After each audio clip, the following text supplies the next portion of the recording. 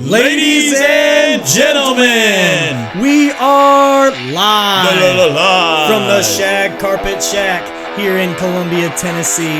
What's up, everybody? We got Chase Blanchard. We got Doug Lucanen, and this is the Power Move Podcast.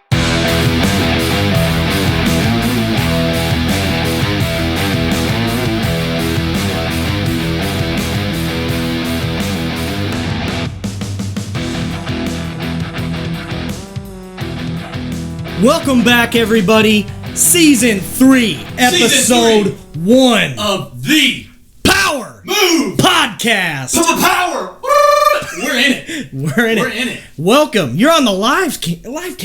Live cam. We got video. Check it. We got video. We got Danny Coleman. Special guest, first episode. There it is. It's Season rolled 3, out. Episode 1 coming in strong. We've got a delightful guest in the room, Danny Coleman. So excited. What's up, guys? So excited. Thank you so much for having me. This is awesome. I love it. Dude, thanks for being on the show, taking this leap with us amateurs with the cameras. That's it. But we're here, and we're glad to kick it off with you.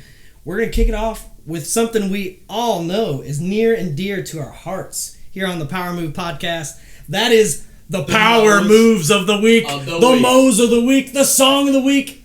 It's a trifecta. I like how Danny's just like taking it all in. Yeah, I'm really enjoying it. Yeah. So, to kick it off, it's time for the Song of the Week. Let's do it. We got to do it. Throw it to the special guest.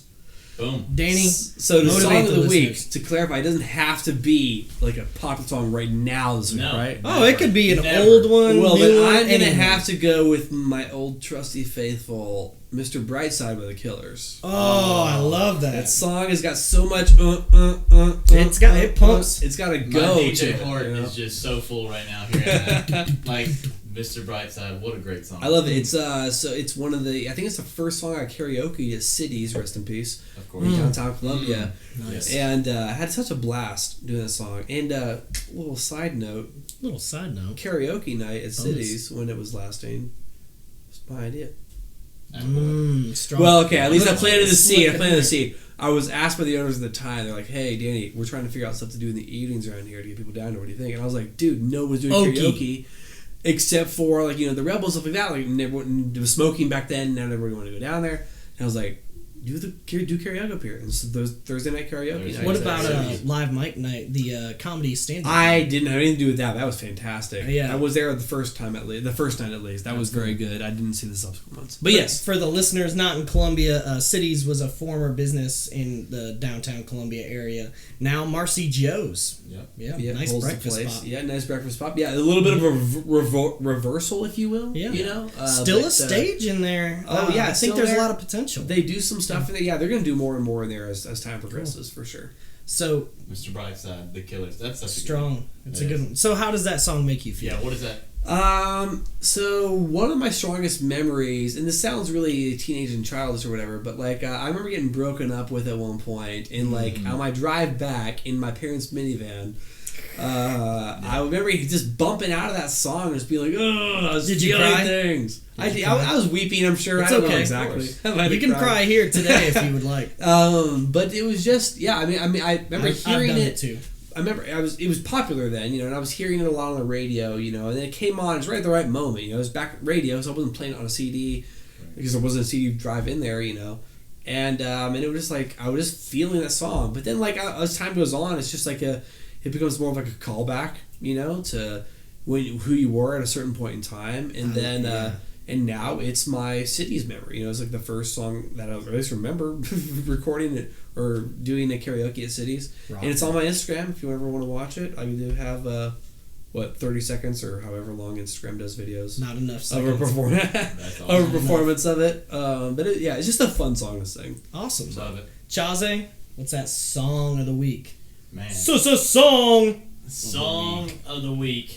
You know, there's so many good ones that I'm bumping to right now, but definitely has to be anything. I'm sorry, I'm partial to it. Anything off Luke Bryan's album. Oh, I'm sorry. One margarita. Anything. The One Margarita is pretty good. I guess I would say Too Drunk to Drive is my favorite one.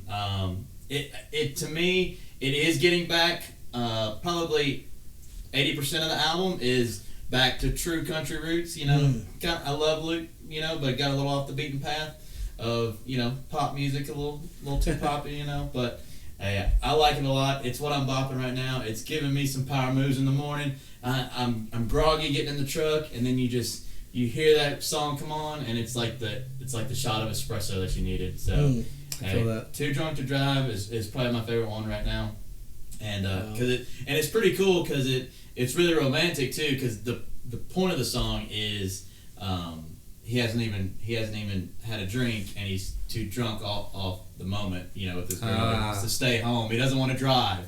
He wants to stay inside with this girl. So it's pretty cool, and I just got back from a trip, and it reminds me of the old lady Lexi. Wow. So it's pretty cool. I'm really enjoying it right now. It's a bop. It's a bop, right? All of them are bops, baby. That's Boom. it. Bangers. Well, I guess is that it? You're all fresh out, huh? That's it. I'm gonna dig deep in the chest here. I'm gonna go way back. Something that really motivated me, and I think motivated a lot of people our age. A lot of swearing in this song, but if you can get around that, Lose Yourself, Eminem. Oh my gosh, dude. Boom. Okay, can I do a quick alternate shout out to If you want Airplanes to. Part 2 by Airplanes B.O.B. Part 2. a.k.a. Bobby Ray Oh, with boom. Haley Williams and Eminem. That was a I good. listened to That's this morning. Airplanes in the I Night forgot Sky. about that song. I was Yep. like, oh my god. But yeah, anyways, Eminem back to you. Airplane is a money song. I love that song too. And you know what? The singing in that song is pretty good It's too. really good. Yeah. You got so much represented there.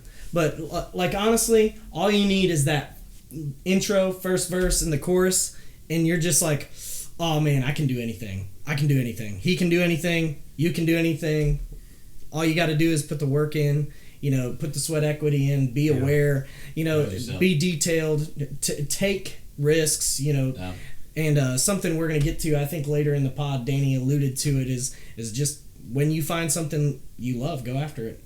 Boom. Yeah.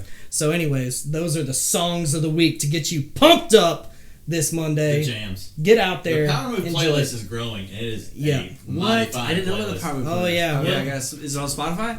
No. It shall be. It Just shall wait be. for it. Yeah. Just You know wait what? for it. We usually put it out on our Instagram, just a list of the songs, and then you add the ones you want. Nice. It's just recommendations for you to get amped up. You guys just start a Spotify playlist that people can subscribe to, and it's all the songs. I do have the playlists that are public on Google Music. Oh, okay, cool. But Google Music's actually evolved to YouTube Music now, so it's on there as well.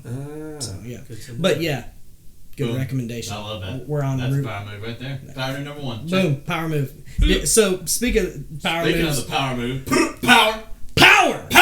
power moves. Woo! I love it. All right, Danny. Grab life by the bulls. You By the bulls. Yeah, by the bulls. So Please drink we've responsibly. talked about it prior to the podcast of what a power move, the definition of it to be. We've talked about some great life stories leading into this, podcast. Yeah. So tell us, man, what is your power move that's happening in your life right now that's going on? Happening in my life right now? Or like that a you've life done moment? or anything. So if I were to say one of the most pivotal moments of my life was when I got fired for the first and only time. And I was someone who was really prided myself on a hard work ethic. What I was asked to do, whatever I was charged to do, I took it very seriously and researched and wanted to do it well. Wanted to find out the right answers and stuff. And so it was really earth-shattering for me to be fired. I didn't understand it. And I think there were some complications in this firing that might have had more to do with cuts. I don't know. It's all very ambiguous, which is what made it all really difficult. And I was working in Murfreesboro at the time and still living in Columbia. And so it was that long hour-ish drive back across 840 where I'm like, well, what am I going to tell my wife? I was sole income, breadwinner at the time, family. We had a daughter. And I'm just like, what am I going to do? What am I good at? I just questioned everything. And that questioning, though, led me to realize what I was good at. And the way I found that was literally going back at my resume, or LinkedIn specifically, And I looked back at everything that I'd done at my previous jobs, and I circled the stuff that I was the proudest of what I'd done. Like, I was like, I did a good job with that. Like, I feel really good about what I did here with this. And I looked at the common denominators between all those. Like, what was the common denominator between all these different jobs and all the different things that I did at these different places that I was really proud of and I think I did a badass job at. And that's what taught me that I was pitching myself wrong. I was pitching myself as a marketing person. And even though I knew a thing or two about marketing, it wasn't where I was passionate or what I was good at, really, what I was great at. What I was great at was systems and processes and organization, business development, to kind of put the bigger word over it all. And the second job I applied for after I made that adjustment on my resume, instead of it listing marketing expert, it was like operations and I don't remember now. It was like a systems and operations expert, something like that. Yeah. And the second job I got was a job that I was at for 4 years and changed my life, which I'm sure we'll get into later because of that. But so I guess the power move there being is take any failure and realize what the lesson to be learned there is. And that was for me. It was, Danny, you're not good at this. Right. But you are good at something else. Find out what that is and lean hard into that. That's awesome. Was that super hard to do? Like to be that real with yourself, of like, hey, I'm not good at this. Like the self-reflection enough to say, hey, this is my weakness. To recognize that you're not good at something, because that's I think I speak for a lot of. I mean, that can be hard to do potentially for a lot of people. Hurts your ego a little bit. Yeah, it does hurt your ego, and your pride, ego is what's going to get in the way of you. Of your growth. Your idea of yourself is always going to get in the way of your true self. Mm-hmm. So my idea of myself was that I was just marketing expert. You know, I knew about social media and websites and logos, all these things that small businesses that I was working with didn't know jack squat about. Right. And so I wanted to go in there and be like, hey, look what I know. And then be like, wow, dude, we're so impressed. That's what my ego wanted. Mm-hmm. But what was better was for me to learn how to be what I call the ghost in the machine. The operations person, your office people, your admin staff, that's the ghost in the machine. They keep all the gears turning and all the trains running on time and stuff like that. Mm-hmm. You don't get as much outward recognition. Right. And so when I made that adjustment, I realized that it was my ego was telling me to be a marketing person. But reality was my passion and my strengths played toward a quieter role, and becoming okay with that was important because I did a bad job with that. That's awesome. That's good stuff. That's killer. What's your power move, Chase? Is it like that one? No, it's not. No, I mean, so special guest. Bringing in that special power, baby. We compare power moves. That's power awesome. move here for Danny. Yeah. Power move, Jason. Yeah.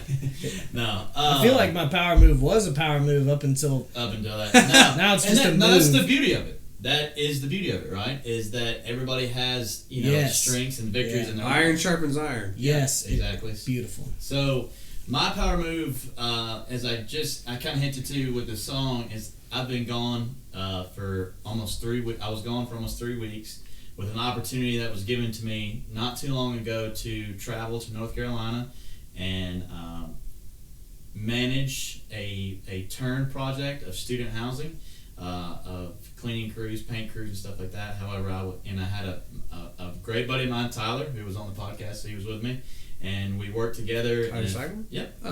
Tyler was with me. Yep. And we were given 2 weeks to do the project, and we finished in right about 9 days. So, awesome. We killed it, and we were thrown into something that we'd never done before. And now the first 3 days were honestly probably 14 to 16 hour days given. Literally sleep, work, repeat, and but that was really awesome. And also, what that bred was super uncomfortable. In the area of real estate, my real estate doesn't stop because of this, right? Super uncomfortable, but big decision or choice that I made was the 2 active deals that I'm working right now. I hired an assistant for that while I was gone, so they could manage it while I was away. And I've always been told by big high end and successful real estate agents, like the worst the best and the worst decision and the most important decision you'll ever make in your business is that first hire of a transaction coordinator. Like you said, to handle the back end stuff. Right. And it's something I never thought in my, like when I started when I was 18, I was like, man, I'll never be able to afford an assistant. That's crazy talk. And here I am hiring one, and I'm super humble and excited to say that I've hired to work those 2 deals. And it's not something extravagant, but it's super important to me. So it was super delegation. That's awesome. So important. How was that hard for you to hand off some of the things that you usually do and usually put your flair on and expect somebody to reach that same benchmark? It definitely was, because it was in the sense of it's not about a pride thing. It really is not. It's not about a pride thing of like, hey, I can do this better or whatnot, because I know I accept I can be unorganized, and I accept that I can forget things because that is my weakness. What was hard for me is to ensure I'm so passionate about my people, and I'm so passionate that it gets done the right way. So I just want to 1,000,000% ensure that this person is doing it right, which, I mean, obviously I hired a person that had rave reviews from other agents and stuff like that, but the hardest part was ensuring that not only she does the best job for my people, like she's going to take care of my people, but I can do the best job for her too, because she's going to need some things from me as well. So I just wanted to make sure that this process went as smoothly as possible. So that was the hardest part, was ensuring that my people are taken care of better than I could, if not better. I don't want that lack of professionalism or competency or anything with any part of the transaction at all. Yeah, you don't want the product to change just because Chaze's out of town. Exactly. I gotcha. Exactly. That's awesome. Good for you. Delegation is so important if you ever want to scale your business or grow. Yes. You got to. Yeah. So I'm super excited about that. Awesome. Yeah. Well, I bro? I had a power move. It was kind of a blast from the past, which at my job is a lot of fun. No, it's not. So we if you've been aware in Murray County, you know that our school district has had a lot of audit findings in the past, and particularly had received IRS penalties before the passing of the Financial Management Act of 2018. Correct. Which was a law that was passed, blah, blah, blah. I've talked about it on a previous episode. But long story short, there was a lot of mess to clean up. And that mess came knocking last week when we got a notice from the Social Security office, which is always fun. And, they sent it to us. Nobody important or anything. And they said, hey, what was reported to the IRS in 2018 doesn't match what we have here in the Social Security office, and respond to this notice. If you don't, more than likely the IRS is going to send you a penalty. And so it was for before my time, right? A lot of people could just say, not my job. Not my problem. Yeah. That ain't me. But what I saw is potential loss of taxpayer dollars due to having to pay an IRS penalty, IRS notice, so on and so forth. And I went, found the errors, refiled tax returns with the IRS back in 2018, and got all those things done, and we're good to go. Now it was nice. Now it's something I was sad about, kind of partially during the week, was I'm here in 2020 working on stuff from 2018. And it's important. It's an important thing, right. But this is taking away with what's going on right now. That's what I was right. So luckily, I've got a great team, and for delegation during that time, Deputy Finance Director Shifra stepped up. We're closing the books this week, so we got good news coming up. But filed a lot of tax returns and amended tax returns to correct the errors, and we should be good to go.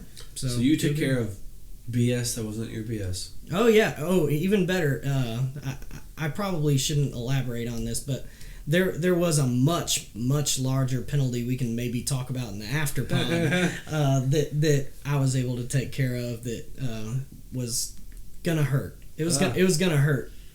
So you basically went from budget director to fireman, and you were just putting out that fire. That's something. So that is something. I'm gonna elaborate on this, and then we're gonna jump hard into Danny for sure. Do it. We're gonna just let him eat. drop all Like yeah, King Henry. let him eat, baby. Yeah, but something I've always instilled as part of my leadership is that.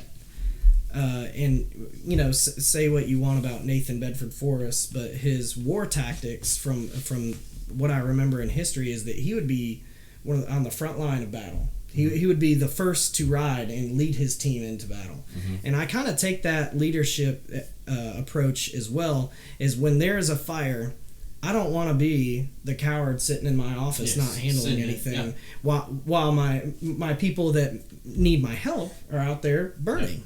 Yeah. So my first instinct is when that fire comes through the office, whether it's a Social Security Administration notice, I got this one, guys. Don't worry about it. Keep doing your job, and we're gonna be fine. Don't worry about it. And I may ask you, I like to be a protector, but also let them know that I get my hands dirty, as well, and I'm not afraid of it. Absolutely. I mean that's exactly. Obviously, that's awesome, and you do that all the time, and that's the definition of a power move, right? And that is awesome to hear because, like I was talking about the job that I just got back from North Carolina, I was thrown into a supervisor position, and I've never done this project before in my life, and I'm managing crews, telling them what to do, and trying to lead them and provide the right product that we're looking for in the standard of painters and stuff and cleaning. And if I just said, hey, you're doing this wrong, fix it, and blah, blah, blah. But I think by the end of it, I truly believe that me and Tyler, both of his crews, had the utmost respect from all of our crews, and all of our bosses loved us and respected us, because when fire started to happen, it wasn't, I'll send in my guy or something like that. Like, I was there, right there. If there was a problem, I went in there and painted. You can see right now, I mean, I can't put it like in the camera angle, but I've still got paint in my fingernails, like, and just getting in there and fixing all the messes. Like, you got to get in there as a leader, and they've got to follow. I agree, dude. And if you were on Tyler or Chase's crew, feel free to leave a comment below on how they did. Yeah, for sure. We like that constructive feedback on the Power Move podcast. They will, because I linked out the Power Move podcast to them, so I hope they do. That's awesome. So, Danny, we usually do a pro advice, like a tip maybe from the real estate world or from the accounting world, finance world, but we replace that segment always with the special guest. So with what's the special my guest. advice from my world? Well, actually, we put a whole spin on that, and what we try to do is basically bring you in. So we're going to bring you in right now. Okay. I know a little bit about you, but I want you to kind of expound on it and let our listeners know about you. Redbeard Consulting, working for the state with small businesses. Councilman, city councilman? Possibly. Some of your hobbies, interests, and kind of your story of how you got. So let's start off with that. Who is Danny Coleman? Who is Danny Coleman, and how did Danny Coleman get from where he was to where he is today? Well, Danny Coleman, above all else, values authenticity, and just realness, just honesty. I expect that from myself, and I expect it from all my friends. Because only through being honest with each other and open can we ever actually make real progress. Because if we're guessing at each other's thoughts all the time as we're interacting, then we're playing a game of chicken. Buckshot approach. Yeah, right. That's what it is, and that's the same thing that's important in your long-term relationship. If you're married to somebody, or your relationship with your parents or your kids or your friends or whatever. If you don't say what you're thinking or how you feel, then the other person's left guessing. And on the same note, if you dismiss how you feel for long enough and you bury that shit, it's going to come out in a bad way. So it's always better to just be honest and open. Or you just end up with high blood pressure. Or that, and then you die. You know? Yeah. That sucks too. So, so those are my highest ideals. I have a tattoo here. My papaw, my dad's dad, wrote me a letter when I graduated high school. There's 13 Coleman grandkids. I'm number 3.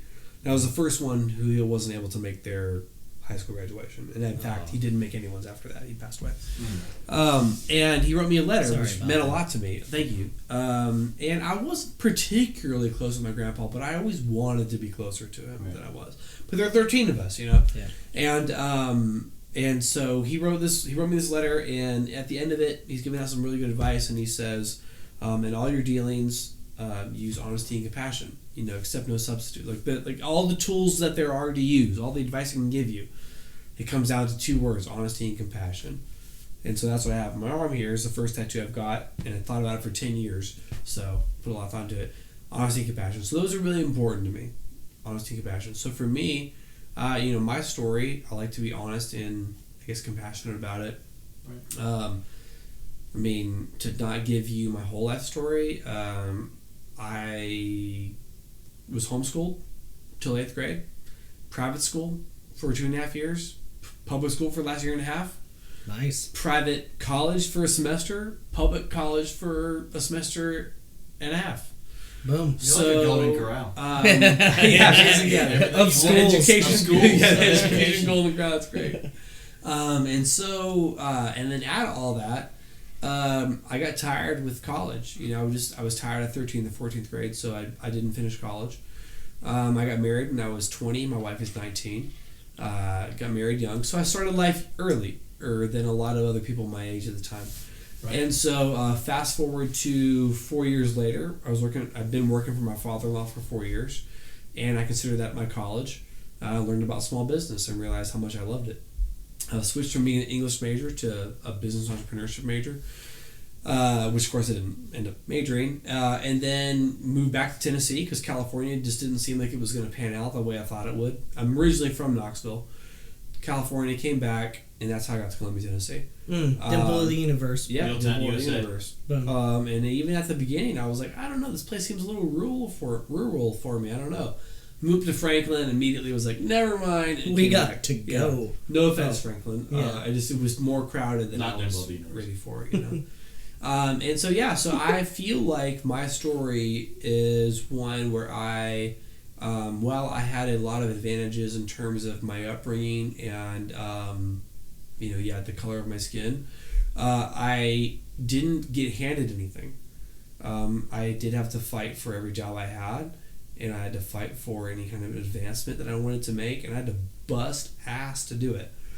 But all that to say, I think that when you come back to my original points, honesty and compassion, honesty, I guess, primary in this point, is that be honest with yourself. This goes back to my power move that I mentioned. I got fired. Power. Honest with myself. I realized what I was good at. What I was good at, I leaned into. And because I leaned into that, it led into a cascading effect towards getting to where I am now, which is everything I'm doing now is like a dream of what I wanted to do. An extra $1 million in my bank account would be great. Yeah. Don't misunderstand. I'm still needing donations for my campaign on that note. Which ward? Which ward? Ward 5. Ward 5? Columbia City, Ward 5. Boom. I was the first to pull my petition and the first to file. Let's say that. Those are some American moves. But anyways, let's stick to the story. We'll go full-fledged on the campaign. And again, feel free to bring me back in if I've got a little off track. But as far as who I am, who I think I am, I'm someone who cares a lot about people. I try to be as honest as I can. I try to be as open to critique and correction as much as I can, and I feel like if I were to go through my life story, you'd see a lot of that. I'm very different from the person I was 6 or 7 years ago, and that's because I've opened myself up, and I've heard what other people have to say, and I've made some adjustments in my life. So I think all those things are very important. You have to be malleable as you go through life. Oh, yeah. If you try to go through life uncompromising, we hear a lot of leaders like to say the words uncompromising, and representatives, political people, uncompromising. Like, Like, compromise is some kind of bad word. But how else do you get a group of 330 million people to do anything? Yeah. Compromise. As in the words of Maroon 5. Maroon 5 is another power move thing. Maroon 5. It's not always rainbows and butterflies. It's compromise that moves us along. That's from the She Will Be Loved song. It's so good. Hold on one second. I got to jump in here. I went to an audit committee meeting, and I said, I remember it was back in like 2015, and I said, I would like to get up here and say that everything in our office is rainbows and butterflies, but it's not. And so I didn't even know I ripped that. I was just saying it. It's not always rainbows and butterflies. It's compromise that moves us along. There you go. Yeah. Like the moment he started going, I'm like, We're in. Awesome. So speaking of which, so you encountered some serious, adversity, and you turned it into a positive and found what you love. So after you basically brain mapped it out, figured out what you were good at from your previous jobs. Yeah. Take us further in the story. Tell us how did you come out from that? What resulted from your So the second job I applied for after that was for it was the job ad just pulled me in. And to this day I use this similar format for all my hires because it worked on me, and so it works on other people too. But the format asked me to send in a video or do a survey, and this is 2014 or 15, do a survey and then like upload a video of yourself explaining why you're the best candidate and stuff like that. And I did that, and like I felt really good when I was doing it. I was just like, I feel really good doing this. Like, I feel like these people asked me to be my authentic self, and that's what I'm going to be right now on this YouTube video that I'm sending to them. It's a weird thing. It's not really even commonplace yet to send videos into interview, although I'm sure with COVID it's going to be. Can everybody view that video right now?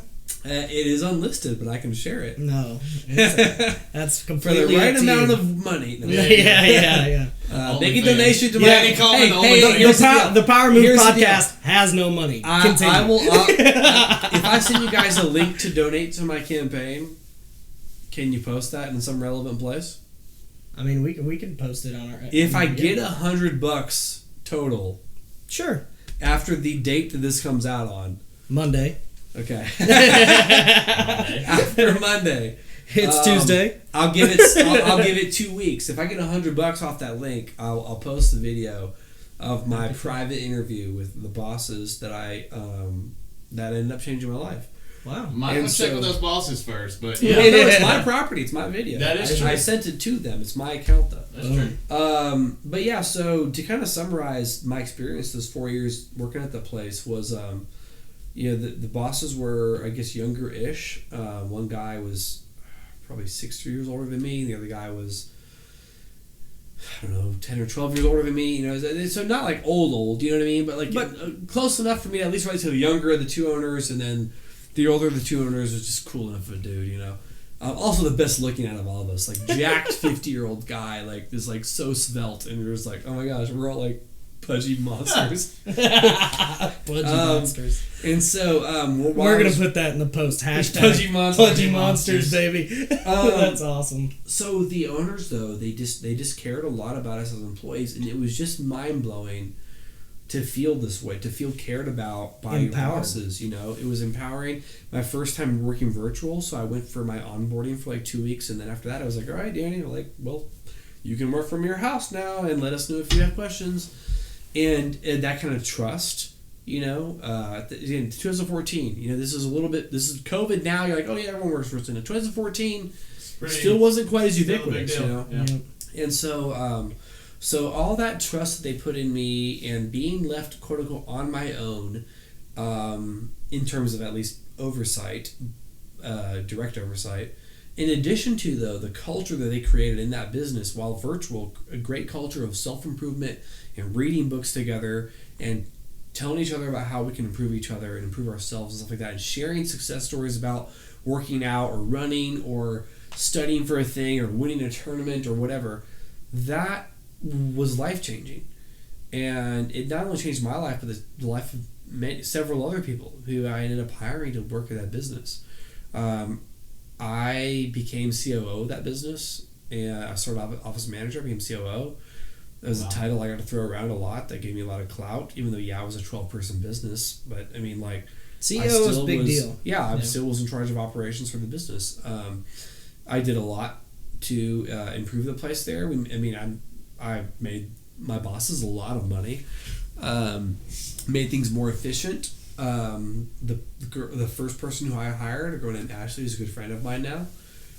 She became CFO for the business and now works for a national radio promotion company, doing amazing work there.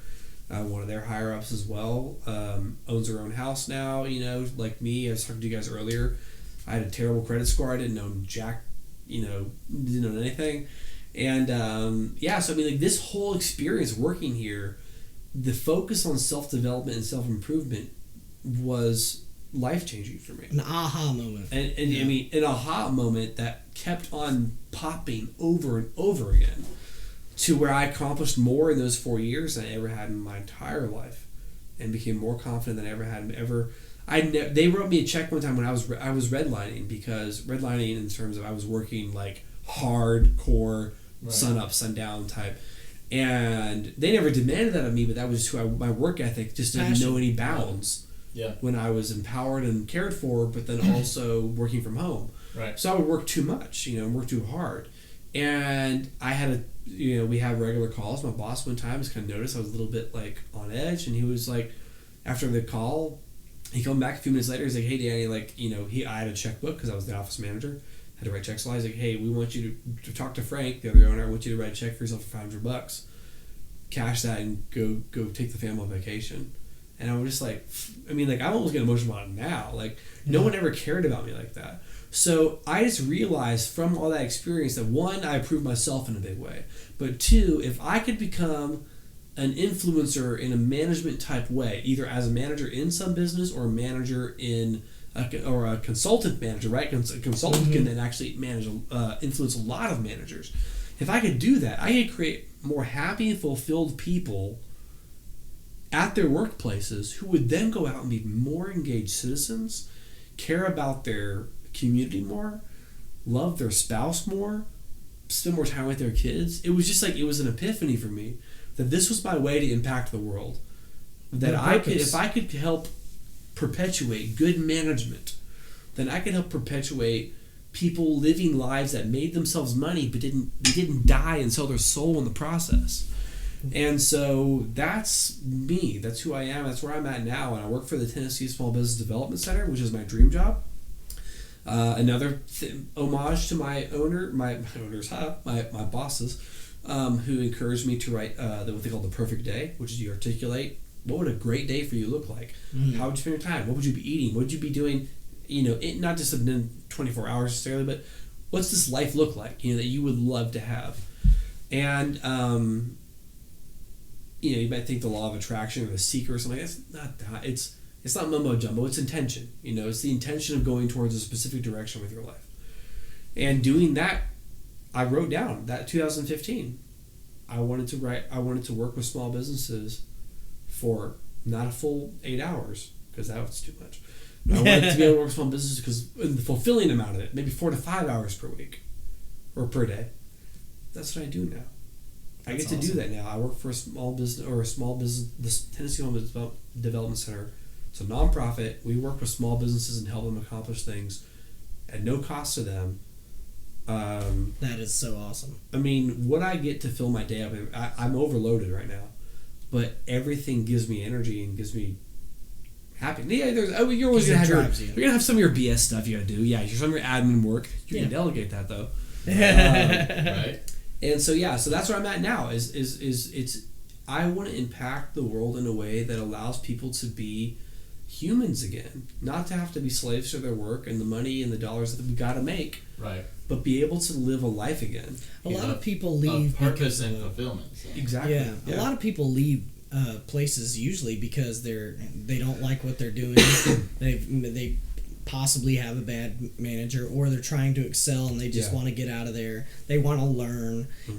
So if you can check a lot of boxes, I remember we did a study in strategic management in my master's program at MTSU, and what we did is we looked at the highest reasons people stay and leave. And that was, of course, number one was money back then. But I think it's becoming less and less prevalent because if you're in a certain industry, you can expect a certain pay to be between here, right? Yeah. But everything else is a variable that can change, not between here, but from way down here to way up here. You can, my aha moment, and I talked about Brett Babcock on a previous podcast. He was the CFO and I worked under him. It was when I first left the county and went back to corporate.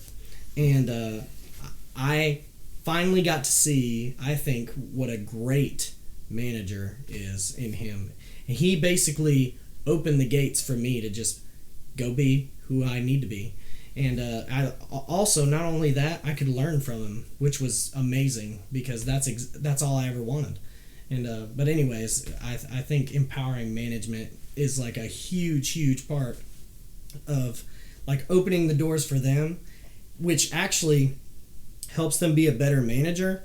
And when you get employees like yourself at that time when you were the COO and when you were working with your team, when they drink the Kool-Aid, they'll give you the shirt off their back because they're like, oh, they care. Yeah. Look at that. They care about my development. They care about my, when I do something over and above, like they're here for me. And not only that, but they're true to me as well. It's not just a hype train. Yeah. It's a development. Exactly, like you said, like a hype train. So this is something I'm literally coming off the cusp of talking about right now. So the thing, because I hear that a lot in real estate with different companies to drink the Kool-Aid. Mm-hmm. I think it's one thing as business leaders and developers and managers. I think it's one thing to have your people drink the Kool-Aid, right? That's it's different. It's another I have thing, more on this. So it's another thing if you're just pouring the Kool-Aid. Like if you're just pouring the Kool-Aid and everybody's drinking it, like you're just pouring it, right? Yeah. But if you're drinking the Kool-Aid too, if you're pouring it and drinking it with them, that's what makes success. That's the purpose. That's the fulfillment. The biggest thing Brett ever said to me that was like, oh, I'm down. Like I'll do whatever it takes in this role. Right. He came into my office and he said, Doug, I want you to know something. And I said, what? He goes, let's say this business succeeds and goes through the roof. I want you to stay here with me.